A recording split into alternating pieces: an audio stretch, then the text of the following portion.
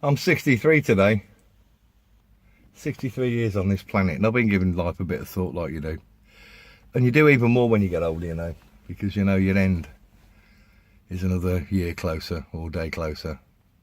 And it's something that you don't think about when you're young. And although, compared to a lot of people, well, an awful lot of people, compared to billions of people, I've had quite a charmed life, I suppose.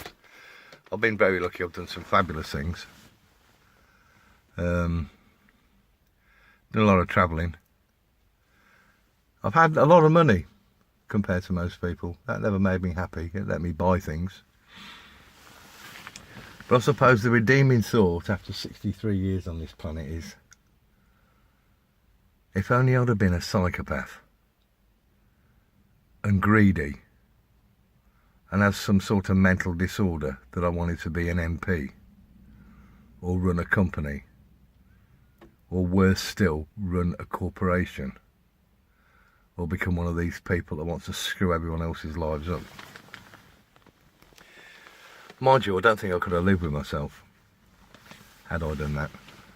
In the history of this planet, there were people who weren't happy with their lot, and they wanted more. They wanted everything. And where we are now, all these families, I suppose, have warred over the centuries, and even do now, I would imagine, because this 1%, they don't all like each other. There'll be some of the 1% that want to be 1% of the 1%, because that's the way the psychopathic human nature works. And they're a threat to all mankind. What I find amazing, well, not amazing, what I can never understand with people is, well, they'll sell their soul. People sell their soul. That thing in the Bible, was it, I'm not a Bible basher, but I remember this one. Judas sold out Jesus for 30 pieces of silver. They said the cops had chucked their grandmother in.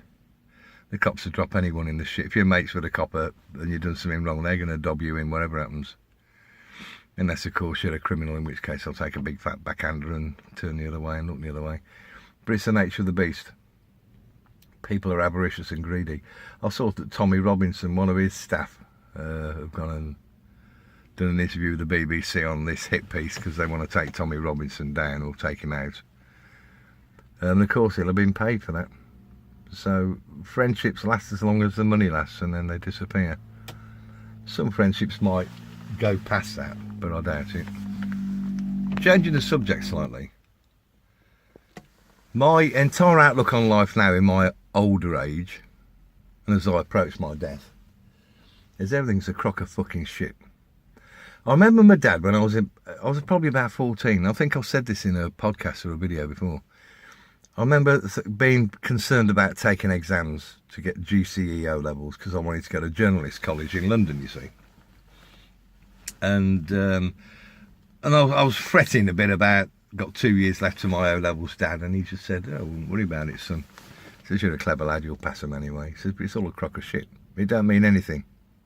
He said, "You haven't got the right school tie. I haven't got the money to get you the right school tie. I haven't got the right school tie. So that's it. You'll be very lucky if you make anything of your life that's substantial as you'd like to think you'd make it." So I never revised for my exams. I passed them all. I got top marks in most of them. Then the parents split up and went and lived in 2 different cities. And I came across girls, and that was the end of thinking I want to be a journalist. I found other things to do in my life. But I've done loads and loads of stuff. Been to loads of places. And actually none of it's made me happy. Sitting up here, looking over the New Forest, is making me happy today. I knew from a very early age that the world isn't the way it's portrayed. And this is one of the downsides of having a high IQ, which unfortunately I'm blessed with. It doesn't make me clever, but I'm very logical at looking at something and seeing final conclusions or the way it's going. Not necessarily why it's going there, because that doesn't matter. It's where it's going to end up.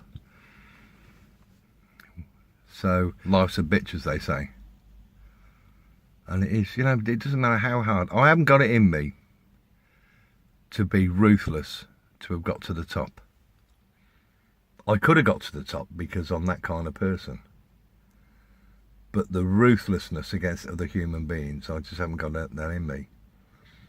And it's I would imagine it's not a very pleasant place to be, but then again, maybe the people who are at the top actually don't give a flying fuck. I really don't think they do. I've met some seriously wealthy people in my life, and they don't care about you, they don't care about me, they care about themselves, the bottom line, how much money they've got. And I knew one fellow, he must have, how many houses did he have? He had about 3 or 4, and they were massive houses, and loads of cars. But he was always panicking about losing it. That was his greatest fear, was losing what he had. Where for most of us, our worry is, you know, is there enough money to go for the rest of this month? Will I make it to the end of the month? Will I lose my job? And all the while, as the people at the shit end, in this shit heap, invent stuff. So all the technology that's been used against us has been invented by people like you and me. We're not the upper echelon, we're not the 1%. I would imagine a lot of people invent or create apps or software or technology with good intentions for humanity, because inherently I think most of us are pretty good people. But then the elite and the power brokers take this technology and use it against us every time. And while we keep inventing stuff for them to enslave us even more, that's what they're going to do. And there's only one way of putting an end to this, and it's not a peaceful protest. There's nothing nice about putting an end to what we've got. But the problem is say we killed every one of the elite, say they all got rounded up and we shot a lot of them, guillotined them or blew them up or whatever, jailed them for life. Behind them is another bunch of people who want to go and sit in their seat. It's the same as being part of organised crime or the mafia. When you've got the biggest guns, the most blokes, you're the top dog. But there's always everybody else wants to take your place. And while we've got that mentality, humanity just is going to stay where it is. And there's no way I can see around it. Being awake is a pain in the ass. Because I try not to think about stuff, but I can't help it, because once you're awake and know what's going on, you know what's going on. I did a charity job where I kept people in there, tried to keep people in their social housing. And it was only people that were in social housing that we helped. And these people are thick as shit. Not all of them, but I think we had about 14 or 16 people, and each of us had 10 people on our books, all with imminent threats of getting chucked out their properties. So that's 160 people. And that was just in our small area. And as soon as you got off one, we get 25, 30 referrals a week for more people that are getting thrown out. And you know, I'd go around their houses and to try and sort their bills out and to try and get them on some sort of plan so they could stay in their property rather than getting thrown out. And these people would have the 60-inch plasma TV that they'd got from some dodgy company that rents it to you for 10 times what it's worth. And they got the latest mobile phones. And the house would be a shithole. And they wouldn't be paying the rent, you know. And there isn't a few of these people in the country. There are millions of them in the UK. We've imported millions more people that don't give a flying fuck about this country.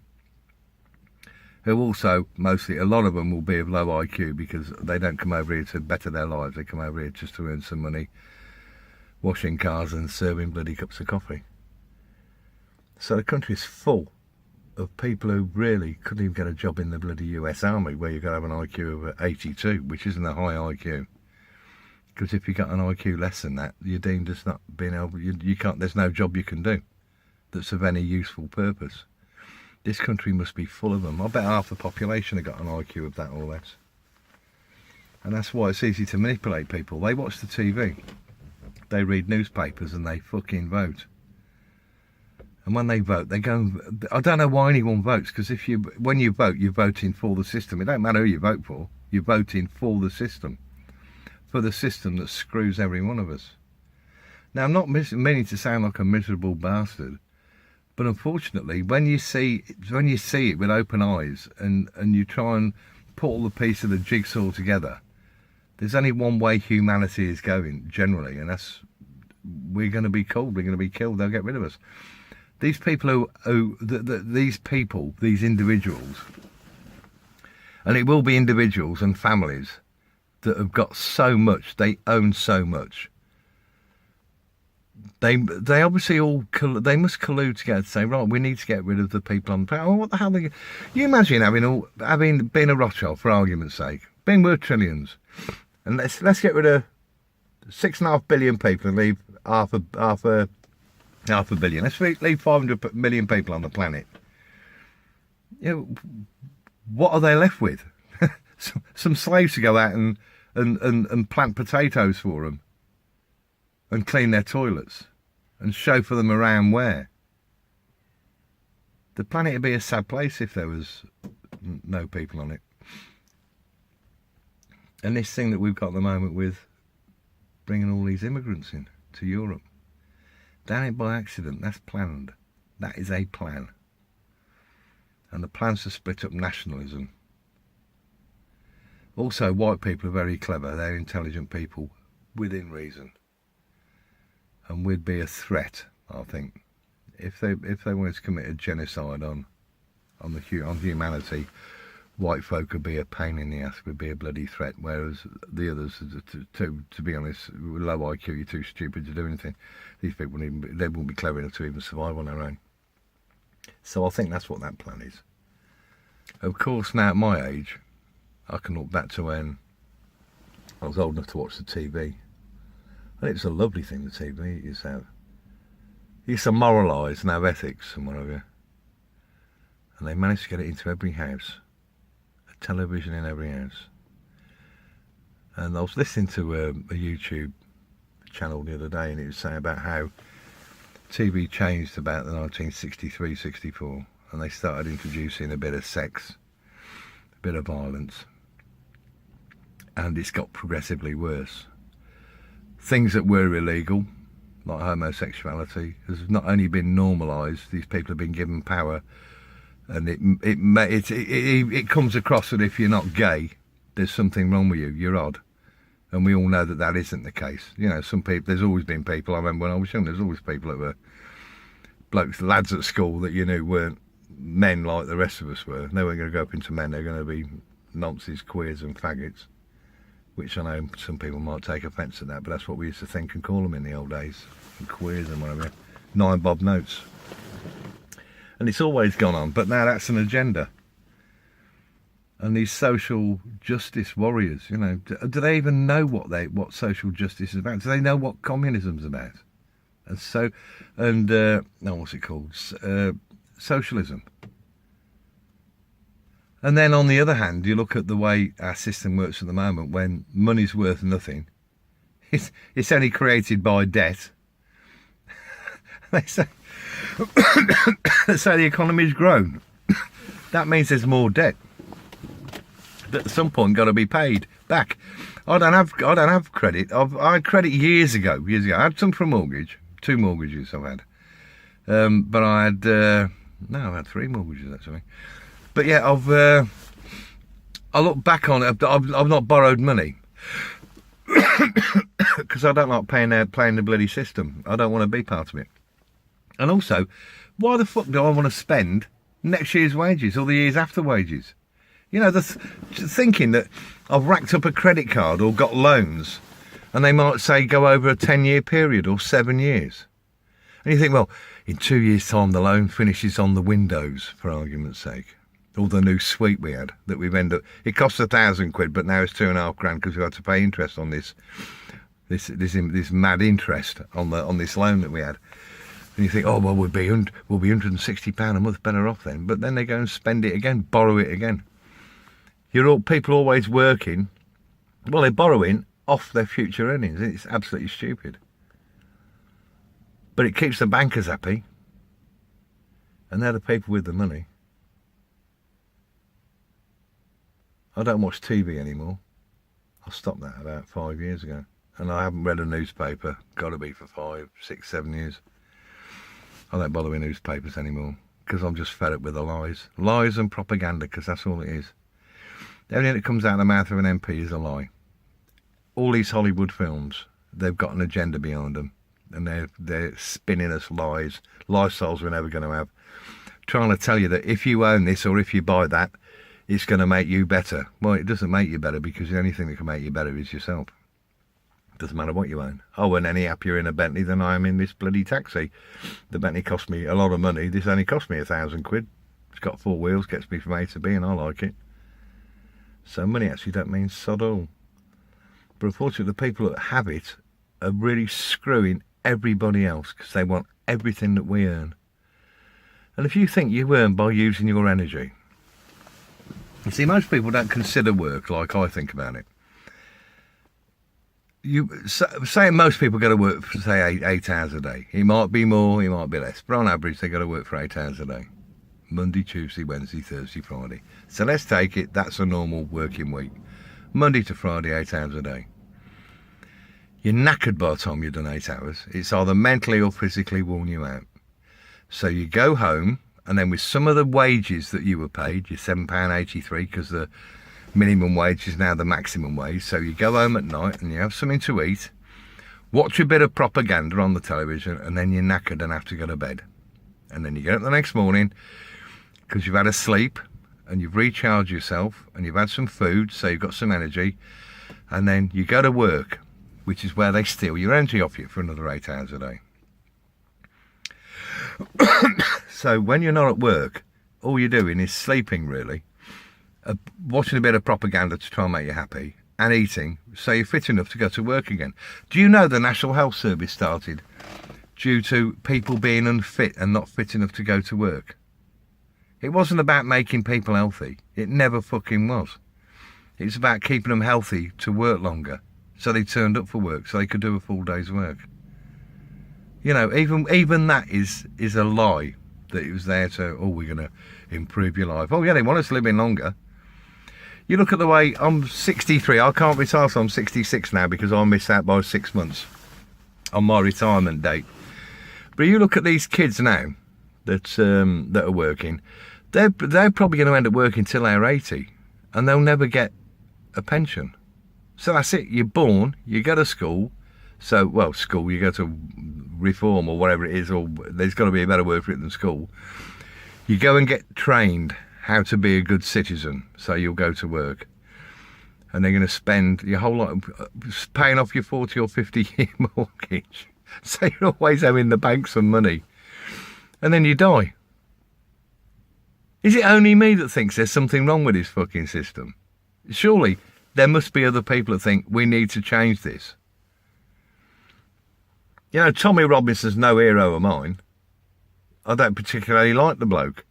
But I'll tell you what, he's got some balls, and he's going out there, and he's for freedom of speech, and whatever is behind him that's making him do this, I'm not really interested in. The fact is, he's going out there and putting himself out there and trying to change things. And no one seems, you know, there's a bunch of people that follow him and whatever, and he'll turn up, whether they're football thugs or football hooligans, it doesn't really matter. He's got a bunch of people following him and behind him.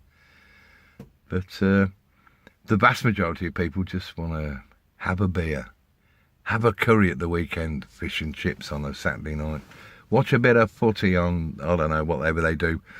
You know, people, I don't know if people still go to the pub at the weekends, I don't know what they do. But that's what they want to do. Oh, it's Friday night, I always go out with the lads on a Friday. Got the football, oh.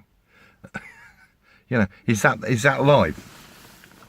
Let's pop out a couple of kids. They're going to have no fucking future, but we'll have them anyway, shall we? I really don't know what to say, but on my 63rd birthday, and getting towards the end of my life, because I'm certainly not in the middle of it and not at the beginning of it, when death comes, it will be... Well, I don't want to die yet. I've got no intention of going yet. But with the future the way it's looking, I won't be able to drive my car in 2030. Mind you, I'll be 75 by then. Would I want to drive a car? I don't know. Because the government's going to... This fossil fuel that isn't made of fossils, because that's another fucking lie we've been told, they're going to stop us using it because of this man-made global warming that we all know is bullshit, because it's in the news. And it's come from the United Nations that none of us voted for, like this Agenda 21. that every council in Britain signed up to in 2001 and didn't ask us about. And this is the thing that's going to change everyone's lives and make them even more miserable, turn them more into slaves. And no one has said a fucking word. We're just going to sit there. My analogy is getting pushed to the edge of a cliff with a bloke with say he's got a big pole and a spike on the end of it, and he's pushing you towards the end of the cliff, and he's saying, at some point I'm going to push you off that. And you look behind you, you think, well, no, he's not. I'm bloody half a mile from that cliff. And he pushes a bit more. And a few years later, you're quarter of a mile from it. And then a few years later, you're an eighth of a mile from it.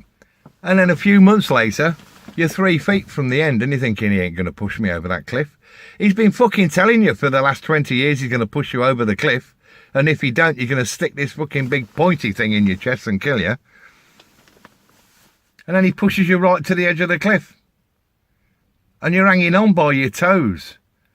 And he's told you he's going to push you off. And you think he won't do that. And then you fall and you grab on and you're holding on by your fingertips. And you look at him and you say, why are you doing this? And he said, I told you I was going to fucking kill you and push you off this cliff. And he stamps on your fingers. And as you're going down to the water, you think, why didn't I listen to him 20 years ago? He told me he was going to... Ah! And that's humanity. Humanity. And we're all being told.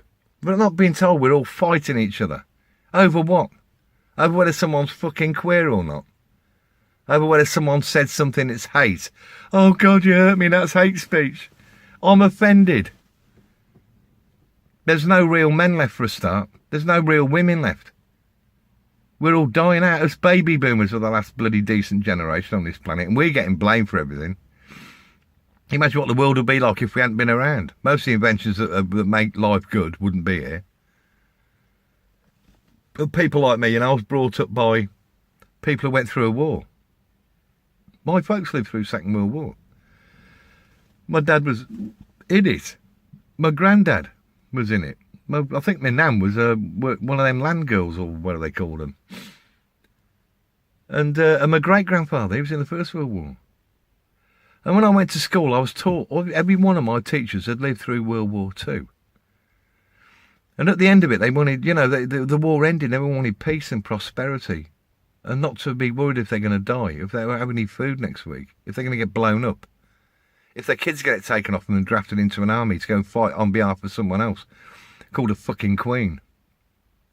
Or bankers. Go and die for us. We're going to send a few million of you out into the middle of a big field, and you're going to go and fucking kill each other. And at some point, my mate, who's on the other side there, Mr. Elite Number 2, and I'm Elite Number 1, we'll be looking at you lot dying. And at some point, we're going to decide, enough's enough. We've lost bloody 30 million here. Fuck it. Let's call it a day. Because that's exactly what happened at the end of World War II, the end of World War I. Brokered by bankers, fought for by the poor. And that's it, So, I'm happy. I hate being old, but at least I've made it to 63.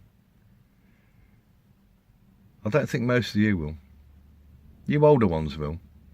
These young people that are like under 20 years old now, I very much doubt they'll live a normal, natural life. I think they'll die by something that's been created by man on purpose. I don't think any of them will get a pension. I don't think any of them will get to a retirement age. I think the elite will kill. This is going across the whole world. They're going to kill most of the people on this planet. But by then I'll be dead. So I won't really give a fuck anyway. Happy birthday to me.